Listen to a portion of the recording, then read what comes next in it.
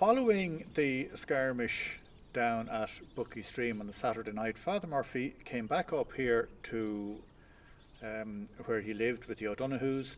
He collected his scrolls and his vestments and a few personal belongings, and he went to his sister in Owlert Hill. The commander of the garrison in Camolan understandably sent somebody to get John Donovan. He couldn't be found for obvious reasons. He then sent somebody to get Lieutenant Buckie, who likewise couldn't be found. So he said to the yeoman, he said, well, you get a patrol and you go and look for those two men, because you will find them somewhere on the road between here and the Harrow. The patrol came out, came to the bend in the road, had a look around to see what had created the mayhem, looked in over the ditch into the stream, and here they see the two bodies lying in the stream. They took them up out of the stream, put them on a cart, and sent them back to the garrison in Camolan, where John Donovan's wife collected his body and brought it back and buried it on his farm up the road. They then came up here to look for Father Murphy. The O'Donohues, who were living here at the time, didn't know where he had gone to. All they could say was that he was here late Saturday night, he collected some of his belongings and he left.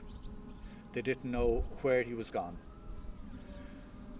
To prevent Father Murphy coming back here to live, they put the O'Donohues out of the house and they set fire to the house. Then they went up to the chapel in Boolavogue. This, as you can appreciate, is a Sunday morning. The chapel in Boolavogue has a number of people in it. Every one of them are asked, where is the priest? Nobody knows. Even being threatened with being shot if they don't tell them where the priest is, the people can't tell anything about the priest because they don't know. Eventually they have it down to two elderly people, Shoregole Jack Murphy and his wife Nancy. And Shoregole is given a choice. If he wants to live, he has to either tell the yeoman where the priest is or burn the church. Shoregole's reply is, I can't tell you where the priest is because I don't know where the priest is, which was the truth. But he said, I do know I will not burn the church, so you may kill me here where I stand. And one of the yeomen said to the lieutenant, he said, look, these are elderly people who I have known all my life.